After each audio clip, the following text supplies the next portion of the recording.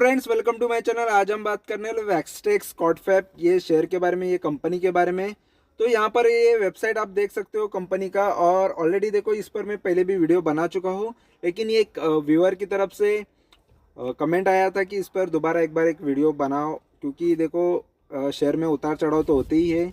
तो फिलहाल ये देखो पेनी स्टॉक है करके मैंने पहले ही वीडियो में डाला था।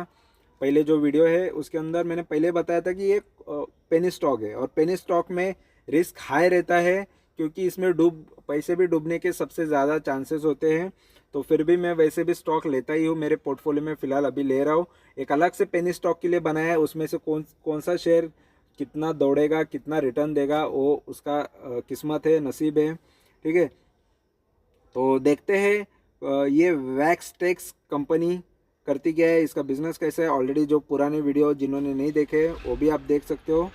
तो फिलहाल यहाँ पर देखेंगे तो ये जो कंपनी है वैक्सटेक, यहाँ पर देख सकते हो ये एक NSE लिस्टेड तो है, और ये लीडिंग टेक्सटाइल मैन्युफैक्चरिंग है। यहाँ पर देख सकते हो टेक्सटाइल मैन्युफैक्चरिंग कंपनी है, और इनकी एबिलिटी टू है डिसीजन, और ये इस टाइप के प्रोडक्ट, इनके प्रोडक्ट्स तो देख सकते हो। होम टेक्सटाइल के प्रोडक्ट है, जीन्स है, डेनिम फैब्रिक्स है।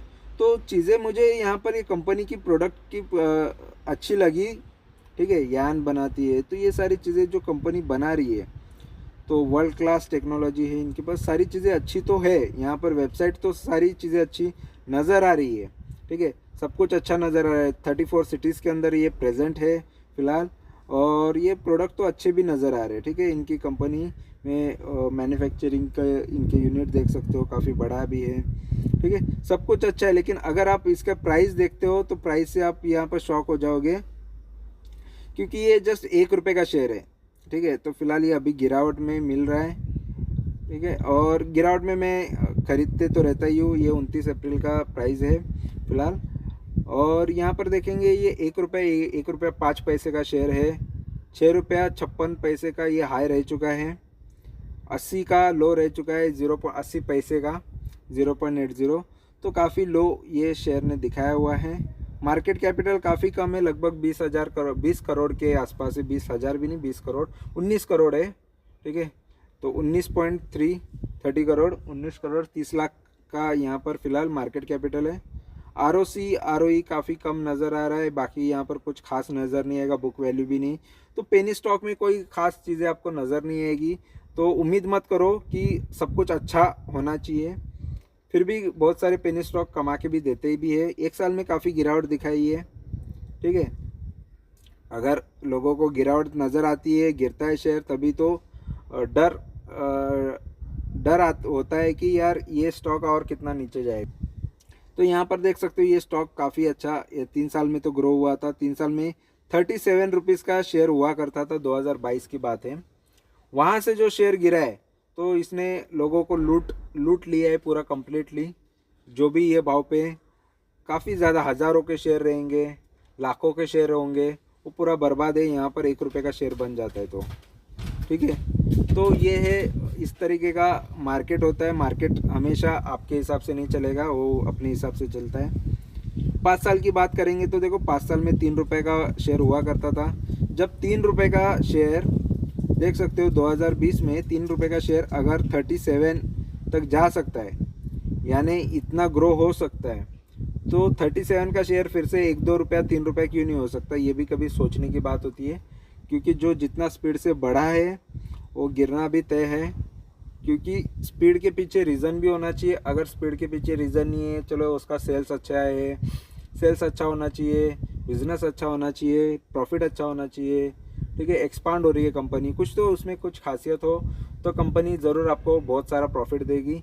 नहीं तो फिर से ही आपको ये नुकसान दे देगी, क्योंकि ऐसे शेयर को पंप एंड डंप किया जाता है। जो पहले सस्ते है उसमें 1 करोड़ डाल दो, 2 करोड़ डाल दो, फटाक से शेयर भागना चालू हो जाएगा। और गिराना है, जब ये 37 तक गया तो अगर समझ लो 1 करोड़ डाल के इसको 37 तक लेके गया तो 37 करोड़ रुपए बन गया।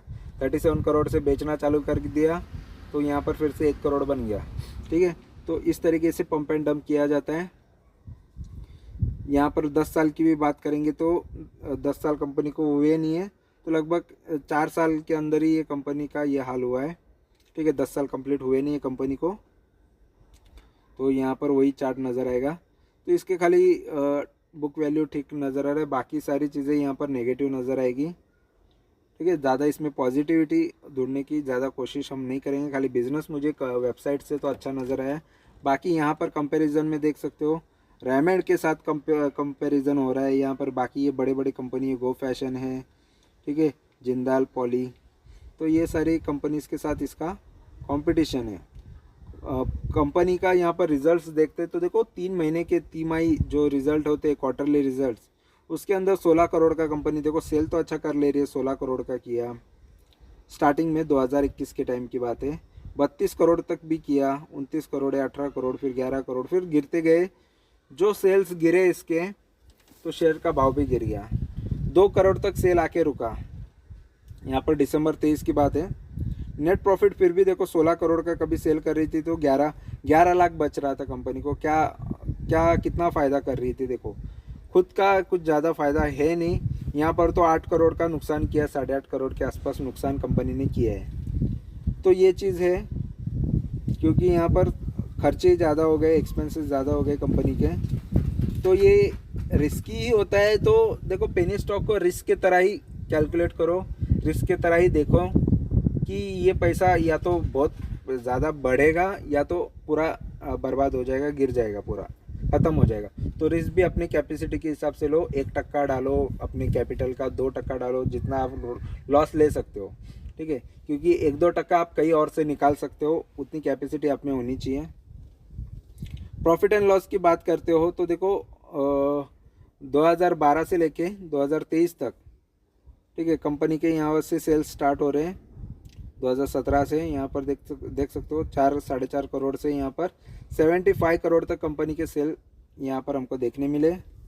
उसके बाद प्रॉफिट की बात करेंगे तो यहाँ पर काफ़ी कम है, प्रॉफिट तो ना के बराबर ही है, समझ लो। यहाँ पर 1 करोड़ का तो प्रॉफिट किया है कंपनी, 75 करोड़ में से 1 करोड़ कंपनी का प्रॉफिट हो रहा है, यानी देख लो कितने खर्चे हो रहे हैं कंपनी के।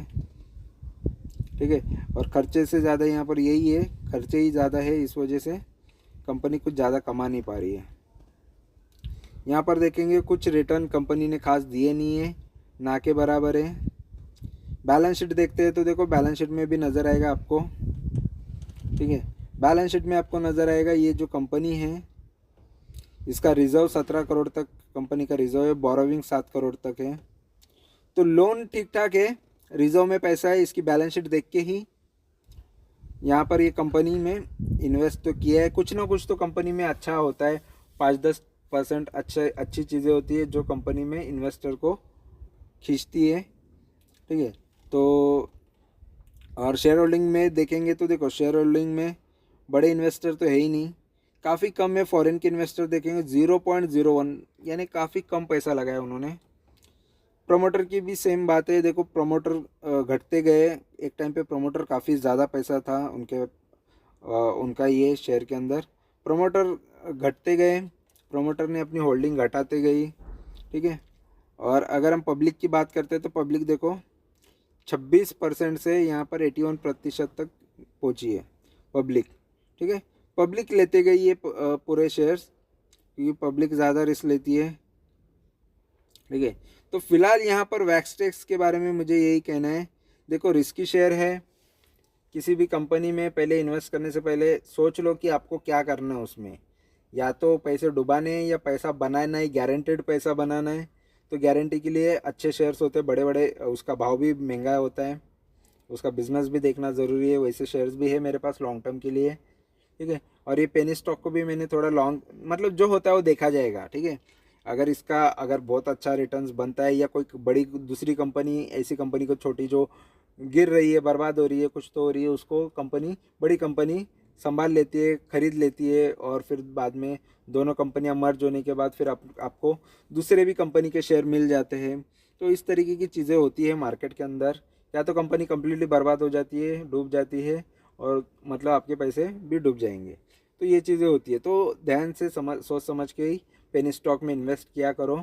ठीक है, और किसी की भी बातों में नहीं आने का है, आपको आपका कैपिटल किस वे में लेके जाना है, रिस्क कितना लेना है, वो आपको खुद को सोचना है, कोई बोल दे कि इसको इसमें जितना चाहे उतना लगा दो, घर बार बेच के लगा दो, जितनी प्रॉपर्टी किडनियाँ बेच के लगा दो, ऐसा कोई भी आपको बड़ा बड़ा चढ़ा के किसी शेयर के बारे में बता रहे तो उससे उन लोगों से सावधान रहो, क्योंकि पैसा आपका है, डूबने के बाद उनको आप पकड़ने भी नहीं जाओगे और ना कुछ कर भी नहीं पाओगे।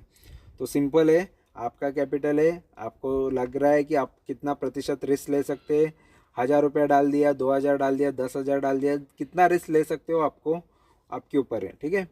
अगर उसका 1000 रुपये का लाख रुपया भी बन गया तो बहुत अच्छे रिटर्न है।